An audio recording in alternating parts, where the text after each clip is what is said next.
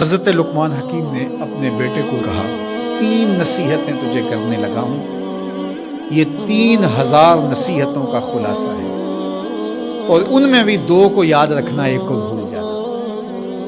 تو بیٹا ہمہ گوش ہو گیا، تو حضرت لقمان بولے، جو نیکی کی ہے اس کو بھول جانا، جو نیکی کی ہے اس کو بھول جانا، اور موت کو اور اپنے رب کو یاد رکھنا۔ یہ میری ساری نصیحتوں کا خلاصہ ہے۔ جو نیکی کی ہے وہ بھول جانا، چاہے وہ کسی شخص کے ساتھ کی ہے، چاہے وہ نیکی عبادت کی صورت میں ہے، چاہے وہ ریاضت کی شکل میں ہے، خدمت انسانی ہے، کسی رشتہ دار کے ساتھ نیکی کی ہے، تو کہا بھول جانا جس طرح کی ہوئی نہیں ہے۔ حضرت معاذ بن جبل رضی اللہ تعالیٰ عنہ حضور کے روضہ انور کے سامنے بیٹھ کے رو رہے تھے۔ حضرت عمر گزرے تو پوچھا، اے معاذ کیوں رو رہے ہو؟ کہا صاحب مزار کا ایک فرمان یاد آیا جس نے رلا دیا۔ کہا وہ کیا فرمان ہے؟ کہا ایک حضور نے کہا تھا، ادنا سی ریا بھی شرک ہے، تھوڑی سی ریاکاری بھی شرک ہے۔ اللہ صرف اس عمل کو قبول کرتا ہے جو محض اس کے لیے کیا ہے۔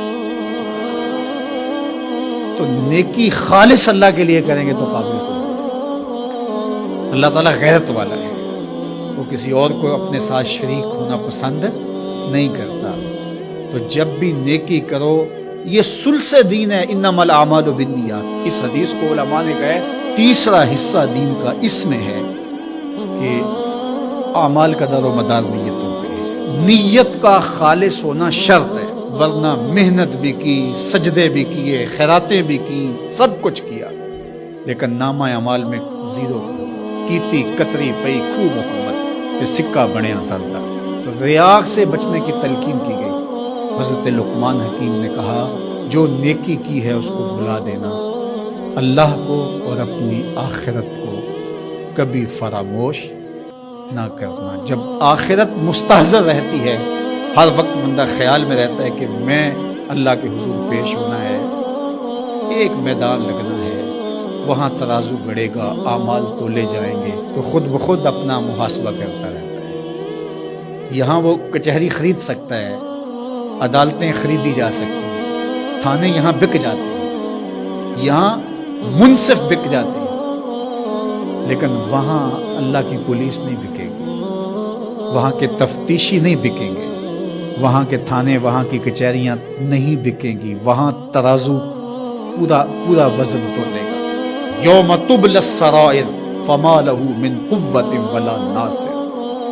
فرمایا جس دن راز کھول دیے جائیں گے، کوئی کسی کی مدد نہیں کر پائے گا، اور نہ کوئی طاقت سے اپنے عیب کھلنے سے روک سکے گا۔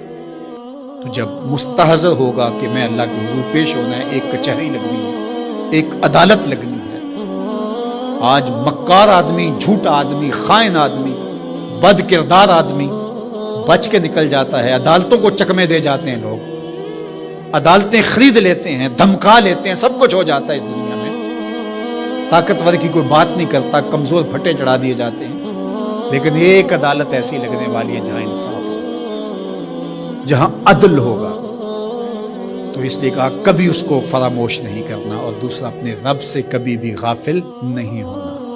اپنے رب سے جو غافل ہو جاتا ہے وہ زندگی کے مقصد کو کھو بیٹھتا ہے، اور اسی کو رومی کہتے ہیں دنیا ہے یہ چیز، دنیا از خدا غافل بدن۔